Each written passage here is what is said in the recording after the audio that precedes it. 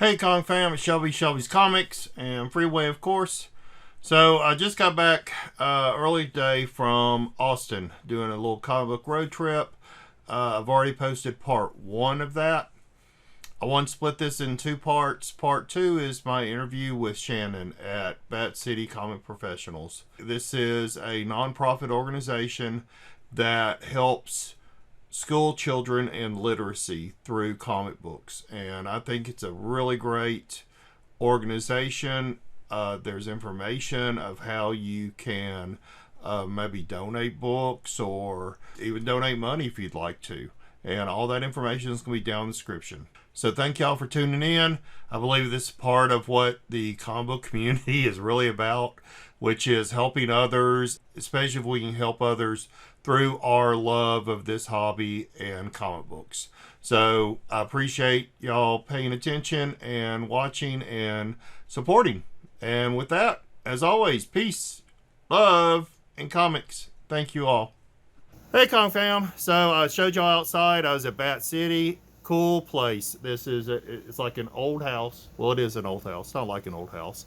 And I did a lot of B-roll. You'll be seeing that. Sitting here talking to the owner, Shannon. Yes. Oh my gosh, sorry about that. No, you're fine. Shannon, and she wanted to tell us a little bit about the store and what it's about. So first thing you just tell me is it's a non-profit. It is. We are actually a nonprofit organization. We're an educational organization. So what we do is the proceeds from the store all go to creating literacy programs for students. We create workshops that help kids learn how to read and write. We do comic creation workshops, but we take the basic fundamentals of writing and we break them down into how you would make a comic book. Wow. Kids get to make their own comic through that. And then we work with local schools. We ship books to schools throughout the state, and then we actually create curriculum for them to use in the classroom with the books.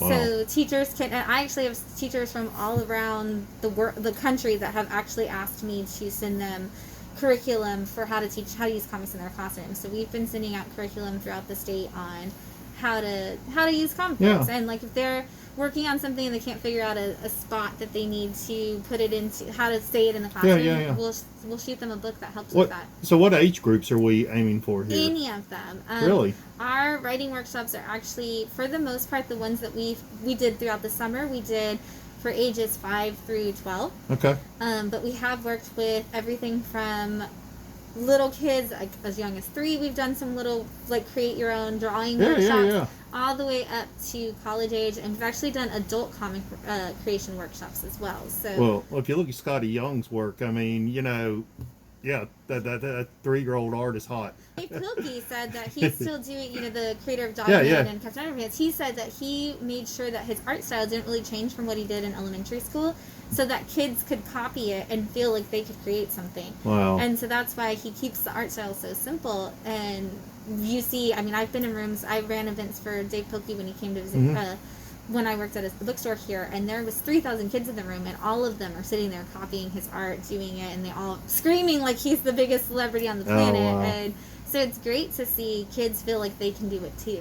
Well, I don't know if you've noticed, there is a correlation, I believe, between collectors and education. Myself, I taught college for a long time, and I know my good friend Gorilla Todd that we do auctions together. He currently teaches, I believe, junior high chemistry.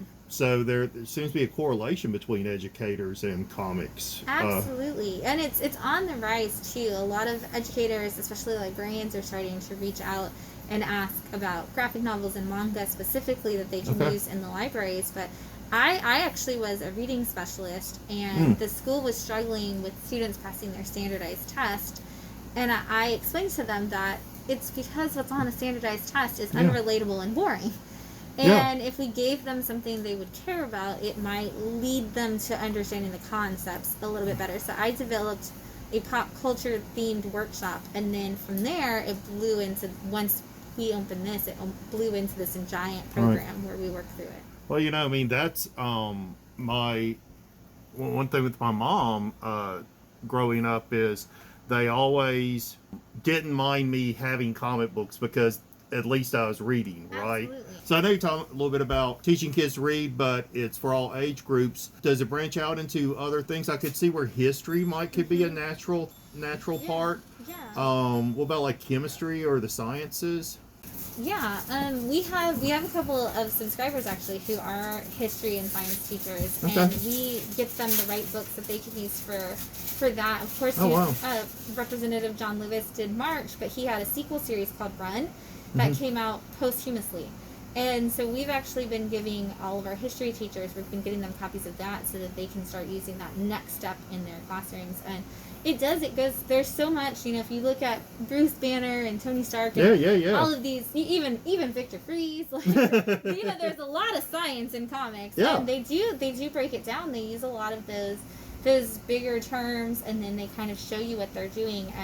And that's huge. And comics, for kids now, are taking that even further. There's a lot of comic books that are just about kids doing science. There's books about kids being astronauts, kids going into science programs. We have a book from Literati Press over there called Glamorilla's Daughter, and it is the daughter of a superhero. And she's super into science and reading, and she wants nothing to do with like her mother being a superhero. And her dad is a extreme scientist. He actually created the portal that brought the mom from her planet. And so we see the little girl just go in there and do the science and do the math, and she kind of talks about how easy it was. And so you've got this young girl character, much like a moon girl, who's sitting there and just doing all this science all the time and reading books and educating herself and getting further and further into her passion for science. And it's such a great concept to get kids into. Yeah, well, I think we need a bigger. I think we always would appreciate a larger female audience, but I think we need to cater to those areas where they could also succeed in, right? So you could have somebody, because I grew up loving Fantastic Four and Reed Richards, and I want to be kind of a scientist, and I did. I ended up being a statistician, and I do research, human-computer interaction research now. Yeah. So I know that comics definitely influenced me in that way, seeing like Kirby Science and stuff. It's like, ooh, how did that work? But yeah, something that could bring young females, females into, but then having good stories that females can relate to. It's like, oh wow, I would love to be like, thank you for giving me a little bit of your time. Absolutely. So nonprofit, everything 100% goes to helping. It goes towards helping kids. We actually we create our resources in-house, so all of our curriculums, all of our workshop books, everything like that, we create them in-house, and then we ship them out to schools, or we do the workshops here on site. We've done them at conventions. We'll create educational tracks for conventions, work with local libraries, like public libraries and things like that, just to really get that environment going and growing for kids. And I'm honestly, as if you have educators that are watching or that you talk to, if you are an educator, if you're an educator, feel free to reach out to us. It's contact@batcity.org is our email. You can reach out to us. We can send some books for your classroom. We can send curriculum. We're happy to get that. You can do online, or if you're in the Austin area, in person. If y'all are back in person in schools, we can do workshops for your students.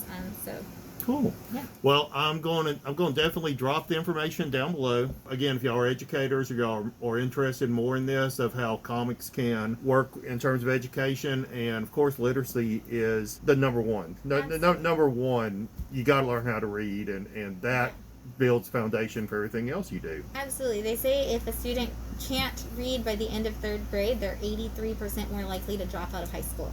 So that's why we try to put a big emphasis on that third grade education, and we really hit those third grade schools, but we want to make sure kids of all ages are just finding their passion and their excitement for reading and writing and using their imagination, because that's a huge part of it. Now, what if someone wanted to donate? Since y'all are a nonprofit, I was overhearing you a moment ago talking about people just donate comics and things, but what is the donation process? Either comics, or do you actually take money and stuff too? Or you can donate in any of those capacities. You can reach out to us through that same email to find out the details specifically for what you have, but you can do comics. We've had people donate, statues, anything like that, something that was big in their collection that they're not wanting to hold on to Yeah, anymore. yeah. And you do get a tax write-off form because we are a nonprofit organization.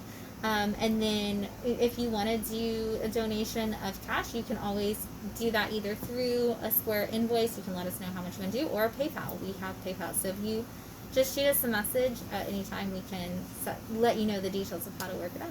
I'll definitely see if I can do so. I deal a lot with auction stuff. If we can't sell something, let's donate it. Let's donate it. We can do a tax write-off. Hopefully y'all can do something with it then. And I'm going to flash their card here, but I will drop all their information down below, fam. So please reach out.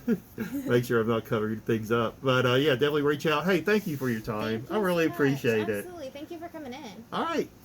Common Fam, I'll see y'all back in Houston. Bye.